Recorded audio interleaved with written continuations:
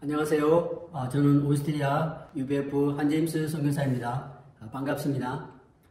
오늘 말씀의 제목은 그리스도를 알고자입니다. 요절 말씀은 빌립보서 3장 10절과 11절입니다. 같이 함께 읽겠습니다. 내가 그리스도와 그 부활의 권능과 그 고난의 참여함을 알고자 하여 그의 죽으심을 본받아 어떻게 해서든지 죽은 자 가운데서 부활에 이르려 하노니. 다 함께 기도하시겠습니다. 독생자 예수님을 통해 우리를 죄와 사망 가운데서 구원하신 하나님을 찬양합니다. 우리에게 성령을 허락하시고 세상에서 구원의 복음을 전하게 하심을 감사합니다. 이 시간 하나님께서 예수님을 우리의 삶의 표대로 허락하여 주시길 기도합니다. 예수님의 이름으로 기도하였습니다. 아멘.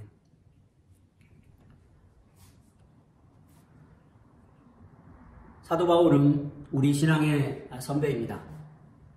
그는 이 땅에서 목자여 선교사로 살았습니다. 그는 신앙생활을 경주라고 하였습니다. 저희는 모두 믿음의 경주를 하고 있습니다. 더욱이 구름같이 허다한 믿음의 선진들이 먼저 목표 지점에 도달하여 우리를 응원하고 있습니다. 믿음의 경주에서 가장 중요한 것은 목표 지점을 정확하게 아는 것입니다. 이 시간 우리 모두가 믿음의 경주의 목표를 점검하고 다시 뛸 수 있는 영적인 힘을 덧입을 수 있길 기도합니다. 1절을 보십시오. 1절에서 사도 바울은 주 안에서 기뻐하라고 말합니다. 사실 인간적으로 보면 사도 바울은 기뻐할 처지가 못 되었습니다. 그는 로마 감옥에 갇힌 죄수였습니다. 죄수였기에 극한 가난 가운데 살았습니다. 빌립보 성도들이 가끔 보내주는 헌금으로 겨우 기본적인 생활을 하였습니다. 로마의 셋집에서 말씀을 가르치는 삶을 살았지만 자유가 제한된 생활을 하였습니다. 그의 모습은 현재 코로나 팬데믹으로 인하여 극한 어려움 가운데 있는 우리의 모습과 유사합니다. 이번 코로나 전염병은 자비랑 선교사님들에게 많은 어려움을 주고 있습니다. 이로 인해 우리는 복음 전파 역사와 차림 역사의 제약을 받고 있습니다. 이러한 때에 우리가 기뻐하기가 쉽지 않습니다. 그러나 사도 바울은 이런 우리에게 주 안에서 기뻐하라고 당부합니다. 예수님 안에 하나님이 주시는 기쁨이 있습니다. 예수님은 기쁨의 근원이 되십니다. 사도 바울은 예수님으로 말미암아 심령의 기쁨이 충만하여 빌립보 성도들에게 기뻐하라고 반복해서 당부하고 있습니다. 이 시간 하나님께서 저희 목자님들과 선교사님들에게도 예수님이 주시는 기쁨을 새롭게 주시길 기도합니다. 무엇보다도 기쁨의 근원이신 예수님을 얻게 하여 주시길 기도합니다. 2절에서 사도 바울은 빌립보 성도들에게 세 가지 부류의 사람들을 삼가하라고 말합니다. 이들은 그들에게서 기쁨을 빼앗아가는 자들이요, 기쁨의 근원 대신 예수님께 나아가는 것을 방해하던 자들이었습니다. 첫째로 개들과 같은 자들이었습니다. 이들은 육신의 요구에 충실하였습니다. 본문 18절에 나오는 배를 신으로 섬겼던 사람들이었습니다. 이들은 건전한 성도들을 육신적으로 타락시켜 망하게 하였습니다. 부끄러운 것을 자랑하던 사람들이었습니다. 그들은 땅의 일만을 생각하였습니다.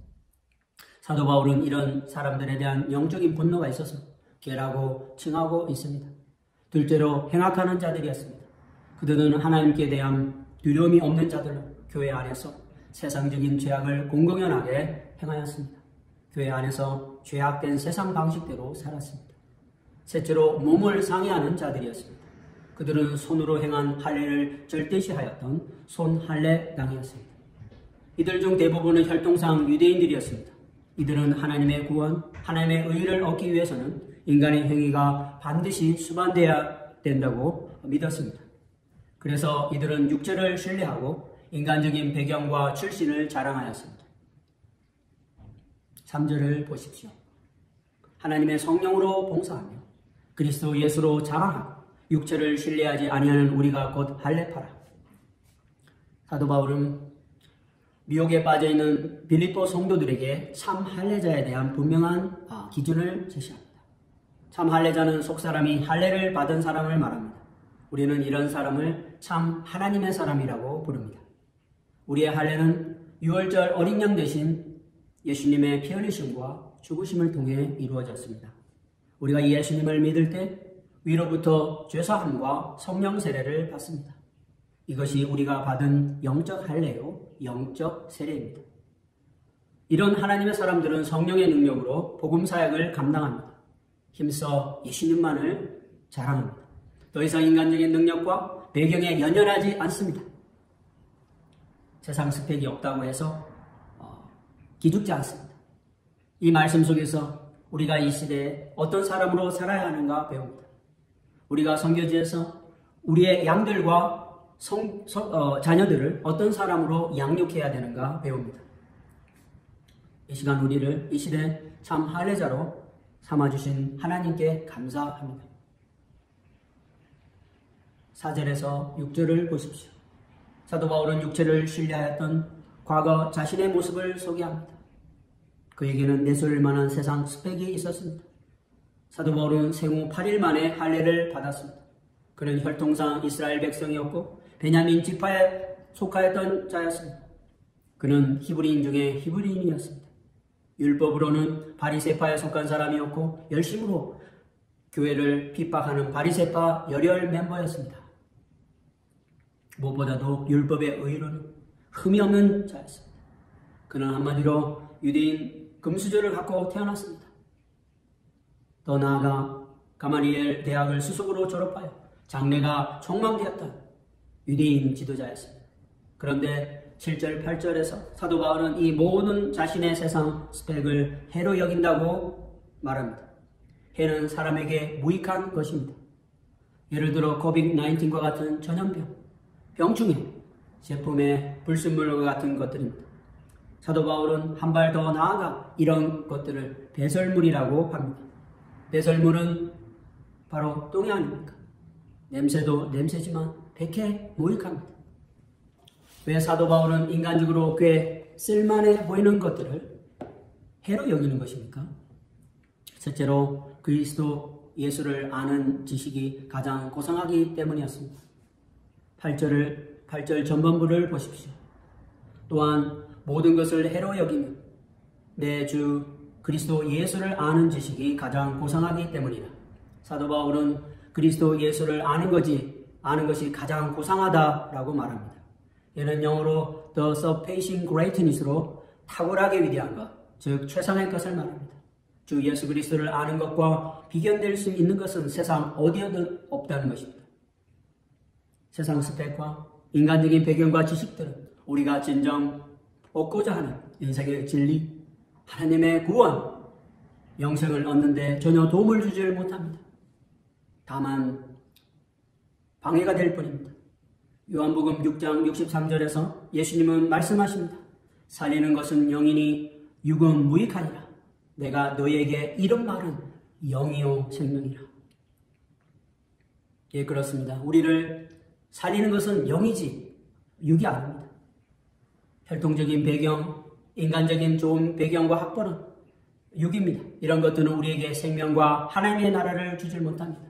이런 것들은 다만 우리의 마음을 부요하게 합니다. 이런 것들은 우리로 하여금 하나님 앞에서 죄악되고 부족한 모습을 보지 못하게 합니다. 이런 세상의 스펙을 붙들고 살고 있는 사람들에게는 하나님의 은혜가 임하지 않습니다. 그러나 우리가 주 예수 그리스도를 잘 알 때 하나님의 은혜를 받을 수 있습니다. 요한복음 17장 4절에서 예수님은 말씀하십니다. 영생은 곧 유일하신 참 하나님과 그가 보내신 자 예수 그리스도를 아는 것이니이다. 예수 그리스도를 알 때 위로부터 영생의 은혜를 받습니다. 누구를 안다는 것은 교제하는 것입니다. 이것의 완성은 하나가 되는 것입니다. 우리가 예수님을 잘 알 때 우리는 예수님과 하나가 됩니다. 예수님이 내 안에, 우리가 예수님 안에 거하는 영적인 일체의 은혜를 받습니다. 예수님은 영생하시는 하나님이시므로 우리는 예수님으로 말미암아 영원한 생명을 얻습니다. 예수님 안에서 하나님이 주시는 기쁨을 얻을 수 있습니다. 둘째로 그리스도를 얻고 그 안에서 발견되기 위해서입니다. 8절 후반부에서 9절을 보십시오. 내가 그를 위하여 모든 것을 잃어버리고 배설물로 여김은 그리스도를 얻고 그 안에서 발견되려 합니다. 내가 가진 의는 율법에서 난 것이 아니요 오직 그리스도를 믿음으로 말미암는 것이니 곧 믿음으로 하나님께로부터 난 의라. 사도 바울은 예수 그리스도를 얻고 그 안에서 발견되기를 원하였습니다. 사도 바울은 이를 하나님으로부터 난 의라고 합니다. 유대인들에게 있어서 예나 지금이나 하나님께로부터 난 의는 매우 중요한 테마입니다. 그들은 과거 그들의 조상 아브라함이 얻었던 하나님의 의를 어찌하든지 얻고자 합니다. 하나님의 의는 하나님의 인정입니다. 하나님의 자녀요 백성으로서의 인정입니다. 하나님의 소유가 되었다는 인치심입니다. 하나님의 의는 율법을 지킴으로써 얻어지는 것이 아닙니다. 아브라함은 무할례 시에 모세의 율법이 있기도 전에 다만 하나님을 믿는 믿음으로 하나님의 의를 얻었습니다. 사도 바울은 예수님 안에서 하나님의 의를 얻는 영적인 비밀을 깨달았습니다. 로마서 1장 17절에서 사도 바울은 담대하게 선포합니다. 복음에는 하나님의 의가 나타나서 믿음으로 믿음에 이르게 하나니 기록된 바 오직 의인은 믿음으로 말미암아 살리람과 같으니라. 어느 때에 우리가 하나님의 의를 얻었습니까? 예수 그리스도의 복음을 믿음으로 우리는 하나님으로부터 의를 얻었습니다. 예수님을 믿음으로 우리는 하나님의 자녀가 되었습니다. 하나님의 거룩한 백성이 되었습니다. 우리는 예수님을 믿음으로 이 시대 하나님의 왕같은 제사장이 되었습니다. 예수님을 믿음으로 우리는 이 시대의 목자요 선교사가 되었습니다. 이 시간 예수님을 믿는 믿음을 통해 우리를 의롭게 하시고 우리의 삶을 크게 축복하신 하나님을 찬양합니다. 셋째로 주 예수 그리스도를 아는 것이 삶의 표대가 되었습니다. 10절과 11절을 다시 보십시오. 내가 그리스도와 그 부활의 권능과 그 고난의 참여함을 알고자 하여 그의 죽으심을 본받아 어떻게 해서든지 죽은 자 가운데서 부활에 이르려 하느니. 사도 바울은 그리스도를 믿음으로 하나님으로부터 난 의를 얻었습니다.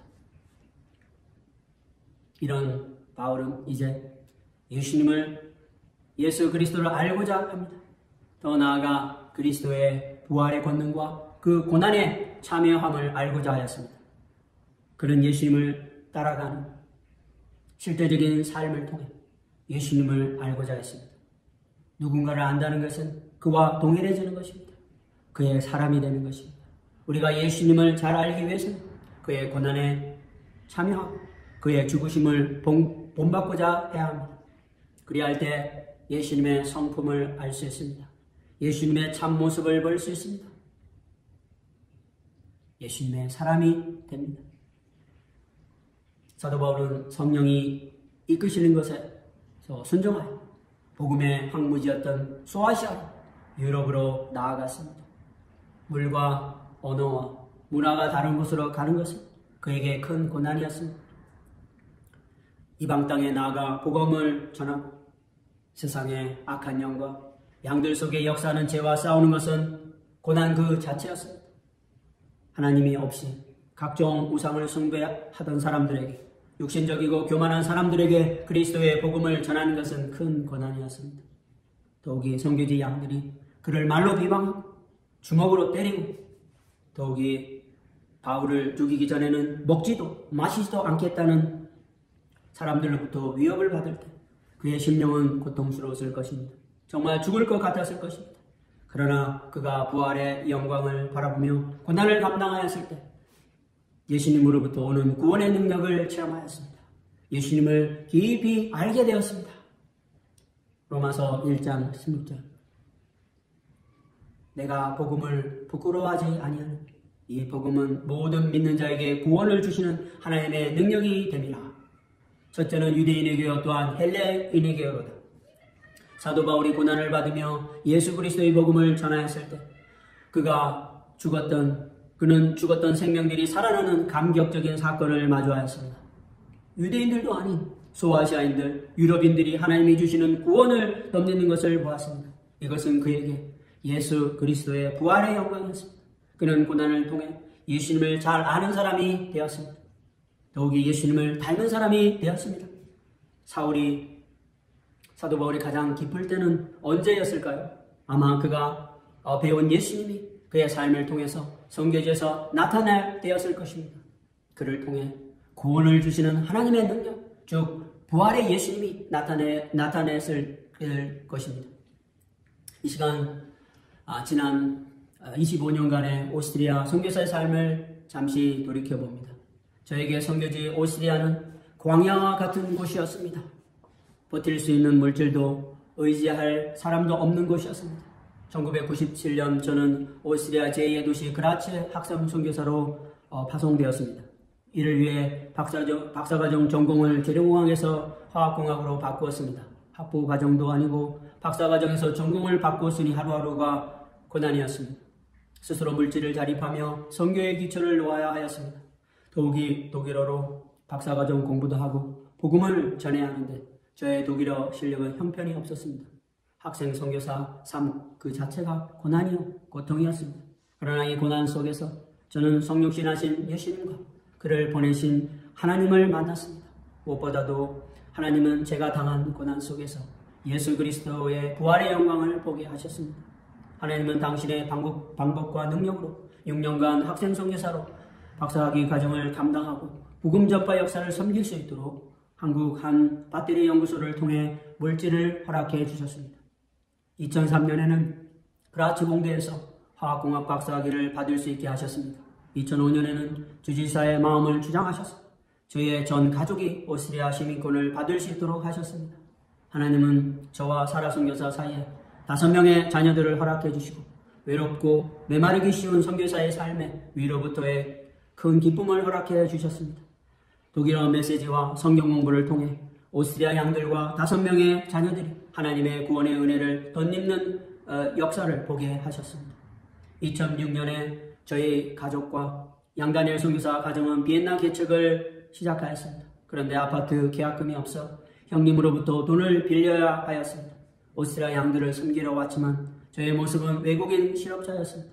그러나 제가 이 고난을 믿음으로 인하였을 때 독일 한 선교사를 통해 비엔나 LG전자에서 일자리를 얻게 하셨습니다. 2010년에는 오스트리아 공학연구소에서 배터리 연구자의 일자리를 얻게 하셨습니다. 지금 생각해보면 예수님 안에서의 고난, 예수님의 성육신의 은혜와 부활의 능력을 체험할 수 있는 졸업의 기회였습니다. 작년 초 오스트리아 현지 회사를 퇴사하는 고난을 받았습니다. 하나님은 이 실직의 고난을 통해 저에게 예수님의 거룩한 성품을 가르쳐 주셨습니다. 저는 부당 해고 차원에서 법적인 대응을 할 수 있었지만 하나님이 허락하신 일임을 솔직히 인정하고 회사의 해고 통보를 받아들였습니다. 새벽 시간 한사라 선교사와 일용할 양식 말씀에 기초하여 회개 소감을 써서 발표하며 하나님 앞에서 깊이 회개하는 시간을 가졌습니다. 하나님은 저의 회개를 기뻐 받으시고 작년 한 해 창세기 26장에 나오는 이삭이 대기근에 누렸던 100배의 물질적인 축복을 경험하게 하셨습니다. 올 3월 초에는 유럽 최고 자동차 설계 업체로부터 잡 오퍼를 받게 하셨습니다. 이는 외국인 출신이요 50대 중반이 되어버린 저에게 기적과 같은 일이었습니다. 불명예스러운 실직은 저에게 참으로 부끄럽고 고통스러운 일이었지만 저는 이를 통해 예수님의 거룩한 성품을 배웠습니다. 지금도 많은 선교사님들이 각자의 선교지에서 외국인이요 나그네의 모습으로 물질 자립을 하며 복음 전파와 제자 양성 역사를 섬기고자 애쓰고 계십니다. 많이 힘드실 것입니다. 하루하루 물질 자립의 부담감으로 잠을 설치시고 몸도 많이 쇠약해 주셨을 것입니다. 이런 물질 자립의 고난, 현지어 습득의 고난, 체류 현장의 고난들은 모두 예수 그리스도의 성육신의 고난에 참여하는 것입니다. 이런 성육신의 고난을 조금 벗어나신 분들은 현지 양들을 제자 양성하는구나. 주신 육신의 자녀들을 영적인 하나님의 사람으로 얻는 고난이 있을 것입니다. 어떤 선교사님들은 선교지 풍토병과 전염병 등으로 고난을 당하고 계십니다. 많은 선교사님들이 이번 코로나 전염병에 감염되어 고통 중에 있습니다. 죽음의 문턱까지 갔다가 회복되신 분들도 계십니다. 안타깝게도 소천하신 분들도 계십니다. 보임 안에서 은혜롭지 못한 일로 인하여 상처받고 고통하는 분도 계실 것입니다. 우리는 주와 복음으로 말미암아 이러한 수많은 고난을 겪고 있습니다. 하지만 우리는 이 많은 고난 속에서 예수 그리스도를 배워야 합니다. 예수 그리스도를 만나야 합니다. 우리가 끝까지 예수님을 배우며 이 고난을 감당할 때 부활의 영광을 보게 될 것입니다. 무엇보다도 영적으로 죽었던 많은 생명들이 살아나는 것을 보게 될 것입니다. 우리가 당하고 있는 고난은 우리에게 예수님이라는 생명과 같은 나이테를 선물할 것입니다. 12절에서 14절을 보십시오. 내가 이미 얻었다 함도 아니요 온전히 이루었다 함도 아니라 오직 내가 그리스도 예수께 잡힌 바 된 그것을 잡으려고 쫓아가느라. 형제들아, 나는 아직 내가 잡은 줄로 여기지 아니하고 오직 한 일, 즉 뒤에 있는 것은 잊어버리고 앞에 있는 것을 잡으려고 표대를 향하여 예수 그리스도 안에서 하나님이 위에서 부르신 부르심의 상을 위하여 달려가느라. 사도 바울의 솔직한 고백이 여기에 있습니다. 그는 아직 예수님을 온전히 얻지 못했다고 합니다. 그는 빌립보 성도들에게 오직 내가 그리스도 예수께 잡힌 바 된 그것을 잡으려고 쫓아가느라. 표대를 향하여 그리스도 예수 안에서 하나님의 부르심의 상을 잡으려고 쫓아가느라고 말합니다. 그의 표대는 무엇이었습니까? 그의 표대는 유럽의 끝이요, 당시 세상의 끝이었던 스페인이 아니었습니다. 수많은 소아시아 양들과 유럽 양들을 얻어 그의 이름이 새겨진 교회를 세우는 것이 아니었습니다. 그의 표대는 예수님을 아는 것이었습니다. 예수님을 얻는 것이었습니다. 또 나아가 하나님이 위에서 부르신 부르심의 상이었습니다. 우리가 예수님을 알고자 하는 표대를 바라보며 목자생활, 선교사의 삶을 감당할 때 하나님의 상이 예비되어 있습니다. 이 하나님의 상은 영생의 면류관이요 승리의 면류관입니다. 그리스도를 알고자 달려가면 하나님의 나라에서 영광의 상을 받게 될 것입니다. 그러나 만일 우리의 표대가 잘못되었다면 우리의 모든 수고는 헛된 것이 될 것입니다. 예수님 앞에서 상급은커녕 불의한 자를 위해 예비된 형벌과 수치를 받게 될 것입니다. 17절을 보십시오. 형제들아, 너희는 함께 나를 본받으라. 그리고 너희가 우리를 본받은 것처럼 그와 같이 행하는 자들을 눈여겨보라. 사도 바울은 빌립보 성도들에게 자신을 본받으라고 합니다. 보통은 나를 본받지 말고 예수님을 본받으라고 합니다. 그런데 바울은 나를 본받으라고 합니다. 이런 말을 할 수 있었던 것은 바울 자신이 그리스도를 표대로 삼고 선교사의 삶을 살고 있었기 때문이었습니다. 그는 그의 신앙의 삶의 방향이 하나님 앞에서 올바르다고 알고 있었기 때문에 양들에게 나를 본받으라 확신 있게 권면할 수 있었습니다. 20절을 보십시오. 그러나 우리의 시민권은 하늘에 있는지라 거기로부터 구원하신 자 곧 주 예수 그리스도를 기다리는. 사도 바울은 우리의 신분이 천국 백성임을 분명히 말합니다. 우리는 하나님 나라의 시민입니다. 우리의 본향은 하나님의 나라입니다. 이번에 우리 모두가 겪고 있는 코로나 전염병은 우리로 하여금 하나님의 나라에 소망을 두게 합니다. 이 땅에는 소망이 없습니다. 이 땅은 영원하지도 안전하지도 않습니다. 하지만 하나님은 우리를 위해 영원한 나라를 예비하셨습니다.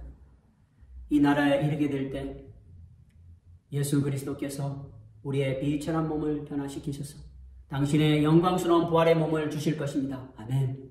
이 시간 우리를 예수님을 통해 천국 시민으로 삼으신 하나님을 찬양합니다. 뿐만 아니라 우리에게 놀라운 부활의 영광을 주실 하나님을 찬양합니다. 결론적으로 우리는 본문 말씀을 통해 사도 바울이 그리스도를 알고자 하는 목표로 이방 땅에서 복음 전파의 사명을 감당한 것을 배웠습니다. 그는 표대 대신 예수님을 쫓아 잘 달려서 결승 지점에 도착하여 우리를 응원하고 있습니다. 우리도 사도 바울처럼 그리스도를 알고자 하는 목표를 가지고 힘써 달려나가기를 기도합니다. 도착 지점에서 우리에게 주실 상을 갖고 기다리시는 우리 주님을 찬양합니다. 부족한 제가 여러 목자님들, 선교사님들과 함께 믿음의 경주를 할 수 있어 감사합니다. 우리는 한 팀입니다. 저희가 예수님 안에서 서로 위로하고 사랑하며 목표 지점까지 끝까지 달려나가길 기도합니다. 감사합니다. 마지막으로 다 함께 기도하시겠습니다. 이 시간 자격 없고 또 죄악된 우리를 예수님을 통해 의롭다 하신 하나님을 찬양합니다. 우리의 삶 가운데 예수님을 알 수 있는 귀한 은혜를 주신 것을 감사합니다. 이곳에 모인 한 분 한 분의 믿음의 경주를 축복하여 주시고 혹시 피곤해지신 분들이 있다면 다시 뛸 수 있는 힘과 위로를 주시길 기도합니다. 예수님을 배우고 바라보며 끝까지 믿음의 경주를 하게 하시고 마지막 결승점에서 승리의 멸관을 허락하여 주시길 기도합니다. 예수님의 이름으로 기도드렸습니다. 아멘. 감사합니다.